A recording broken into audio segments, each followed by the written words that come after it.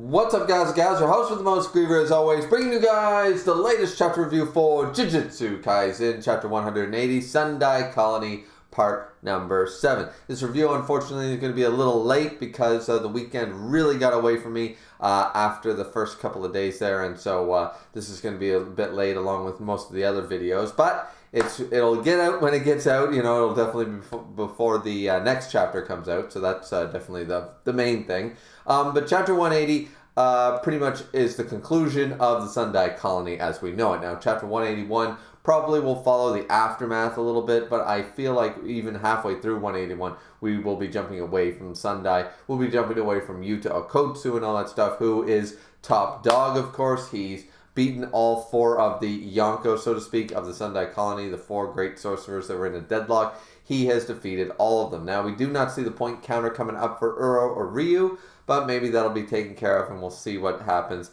in the next chapter. Suffice it to say, this is actually a pretty good ending. Ryu has become a fast fan favorite character for a lot of people, whether it's his aesthetic, whether it's his, food analogies, whether it's just that he's just, I got the pompadour and I'm here to play, sort of idea. Like, people just really like Ryu. And I'm no exception to that rule. I like Ryu. I think some people are really holding him really high up, which we haven't really had enough yet for me to put him as high as some other people. But I really do like Ryu, and even this the beginning of this chapter showcases that Yuta had a plan, and he was all like, all right, well, here's what we can do. He goes, because no matter what, Yuta might be able to copy techniques, but he can't copy innate things, like the amount of cursed energy that Ryu can put into concentrated cursed energy into one blast. An easy way to think about this is that, yes, Yuta can copy anything Ryu can do, but let's say Ryu can charge up to 500 points or mana of cursed energy into one singular blast all at once. Yuta can't copy that amount. He can copy the blast, but Yuta can only put 450 cursed energy at any one time into one singular attack, while Ryu's output is just that little bit higher. It's told us that right away, and Yuta has a plan and everything, and they're going to do that, but then the look in Ryu's eyes and stuff like that was just like, you know what, it sort of awoken something in Yuta, and Yuta was like, all right, we'll play the game. I'll play the game with you just one more time, because it had sort of reignited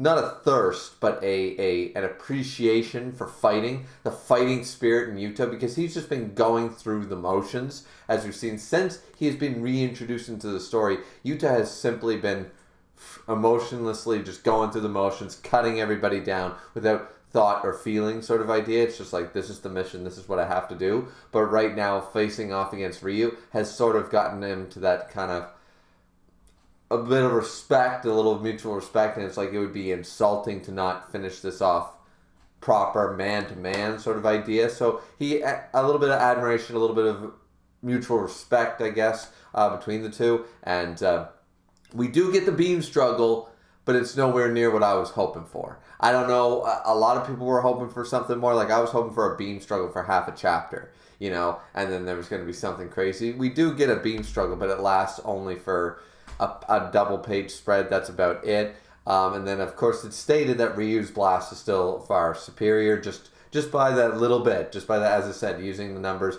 500 and 450 or 500 and 475. It doesn't matter. Ryu can output in one singular blast more than Yuta can. It's just the way, no matter how much cursed energy Yuta has, let's say Yuta has an ocean's worth, he can only pick up so much at once out of the ocean, right? So that's the best way. That's actually a 7 Deadly Sins explanation, and it definitely works. How much water, no matter how much mana or how much magical power you have or cursed energy in this regard, with your 2 hands, it doesn't matter if everyone else is dealing with a little pond and you've got a whole lake's worth, you can only pick up so much with 2 hands, right?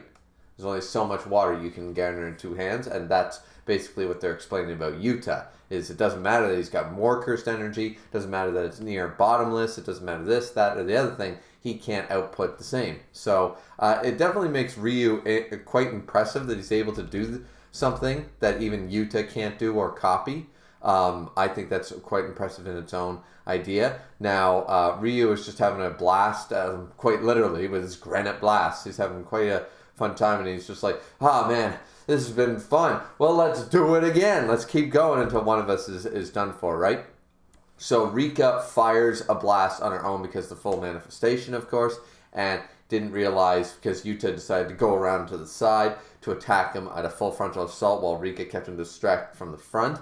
But even so, he managed to do the same thing that Yuta did, which was grab and block the blast, and it goes all over the place, right? He manages to do the same idea.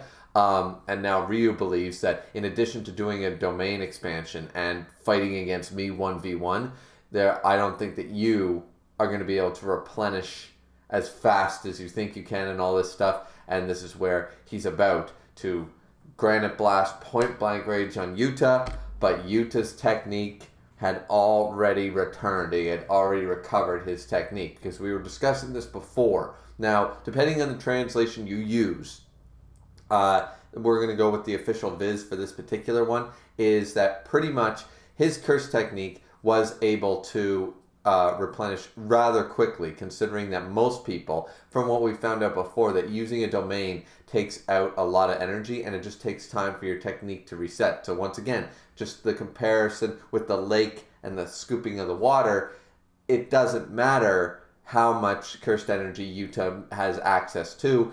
There's only so much he can grab all at one time, and sometimes, eventually your arms get tired for a little bit. If you try to, I don't know, I don't really know the best analogy for it, but pretty much, let's say, okay, I've scooped up enough for one bucket's worth, I need to take it out of the lake, and then I need to go back into the lake, and there's that time in between where you're not gathering water, where you're bringing the water to the shore, right?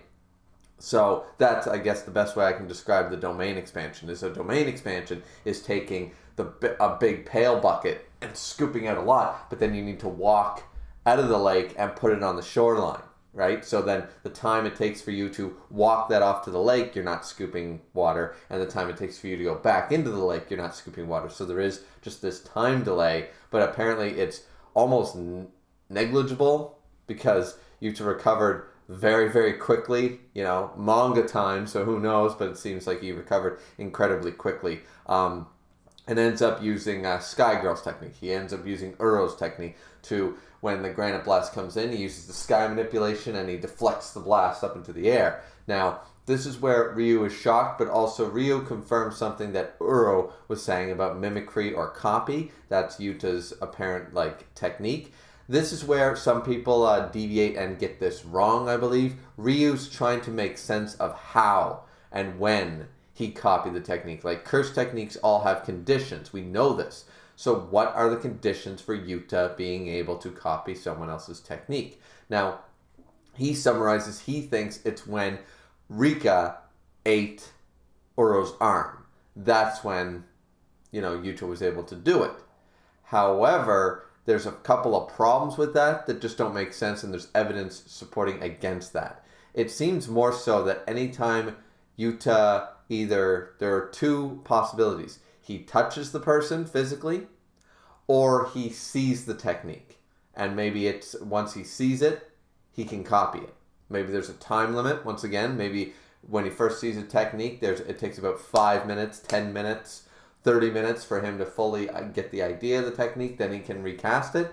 I'm not 100% sure, but the eating of the arm is Ryu's assumption, and it's got a lot of evidence against that being the case, because Rika ate the arm. Yuta never went to Rika, touched, and said, hey, can you give me, I want the sky manipulation and stuff. We never saw that, so I'm going on the limb here that it's still at the very minimum, it's a visual thing, and it's Yuta's ability himself without Rika fully manifested regardless, or, it's at the very least a minimal touch from Yuta, and then he's able to utilize it. So because some people were discussing this before, and I feel like they got it a little wrong, because this is just Ryu trying to make sense of how Yuta is using Uro's technique, and trying to figure out the conditions, and when did he first copy it, and he's just trying to figure that out.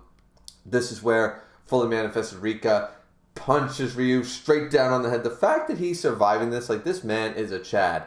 Fully manifested Rika just bam, ground pounded this guy, and he still, I mean, he takes a lot of damage by the looks of it, but the 5 minutes are up, and then Ryu, of course, with his fist, boom, smacks non-fully manifested Rika in the face. This is incredibly impressive, because the single blow that would have been difficult for even, this is the problem with sometimes with the Viz, but pretty much what it's supposed to state is that this hit, because we saw fully manifested Rika take a hit before, this hit would have still sent fully manifested Rika flying, and it's really going to hurt the non-fully manifested Rika is pretty much the hint.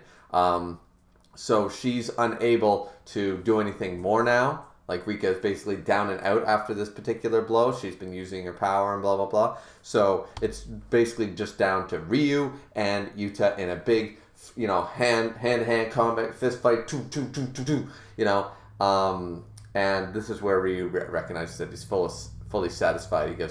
He thought like the beam clash at the beginning was going to be the end, but it seems like Yuta, it just isn't stopping. He's still ongoing, and he's like, finally, I have tasted dessert. This is it. And then Yuta, grab, boom, holds him in place and goes, this is the end. Beam right down onto Ryu, who stands there, takes it. There goes his pompadour. The fight is over. Ryu recognizes that it was his blast. When Yuta utilized Uro's technique, because here's another thing that people have complained about, so to speak, when they're trying to diss Yuta, is say that, oh, just because he sees a technique and he can use it, doesn't mean he's going to be very good at using it right away. But already he's understood the concept. I feel like it's a bit of a Kisuke Urahara thing. He sees an attack a couple times. He's got it. He's fully understood how the molecules flow and everything like that, because he is a prodigy. He is a genius. So he's got Uro's technique. First time using it, it wasn't just willy-nilly getting the blast up into the air. He made sure to get the trajectory right so he could redirect it, and he could grab Ryu in place and boom, hit him with his own blast of cursed energy, which they were both definitely getting to their limits here. And as we know, highest cursed energy output blast in the colonies, well, that's going to hurt even the man who cast it, right? So he redirected the beam. It worked out fantastic, and this is where Ryu claims, thank you. My stomach's finally full. And we see that once again, the food aesthetic with the dessert table and stuff, he's cleaned the plate. There's only crumbs left. And Yuta's smiling and just like, yeah, fair. Like, they have this sort of like looking at each other like, good fight. Like that mutual respect like we were talking about at the beginning of the chapter. So I definitely enjoyed this chapter. It explains why people really like Ryu. We can see that in this chapter. And yeah, like overall, it is just a they fight chapter, but we knew that Yuta was copying techniques this entire time. So now he's got the techniques of basically the 4 strong from the Sendai colony, so there's nothing limiting there. Yuta just ran a gauntlet. Let's be realistic. Yuta just ran a goddamn gauntlet of 4 of the strongest characters we've seen in the series, and I mean, he's doing pretty well for himself, wouldn't you say? There's also a lot of people that say that we really got cucked because finally Yuta had a domain expansion, and I said this in the last chapter and the chapter before and stuff. It's like we had this domain expansion. We're finally going to see Yuta confirmed to have one. He's going to use it. What is it going to do? Does it involve Rika? We know that it doesn't. But what does it involve? What would be Yuta's broken domain? I mean, if he's broken in every other way, I'm sure his domain is not something to sneeze at. But unfortunately, we still don't know what it does. Either way, it's very cool to note that Yuta does have one. And realistically speaking, a lot of the injuries Yuta took were only because he was holding back almost the entirety of the Sendai colony. He only started to get serious when it was getting to 2v and eventually 3v1. That's when he started getting serious. He fully summoned Rika. He started using domains. And most of the injuries he took only happened when he was holding back, not using Rika, not using reverse curse technique and all this stuff. That's when he took the majority of his injuries as well up against Kurotsuchi and stuff like that, because it just made the most amount of sense. But yeah, anyways, this is probably the end of the Sendai colony. As I said, 181 is probably going to be the follow-up, the cleanup chapter. And then we'll see Yuta being like, well, all right, reverse curse technique. And then he's going to go like, I really got to take a breather and, let Rika recharge. And then we'll keep going sort of idea, right? So anyways, I thought the chapter was really solid. Great end to the fight. And what did you guys think? Let me know down in the comment section down below. Apologize for the very late review. Just time got away from me. But hope you guys enjoyed. Like, comment, subscribe. Don't forget, fourth and most importantly, to drink responsibly, as I always do. And we will see you guys back here next time for chapter 181. Looking forward to it. Know you guys are too. Have a good one. Bye-bye.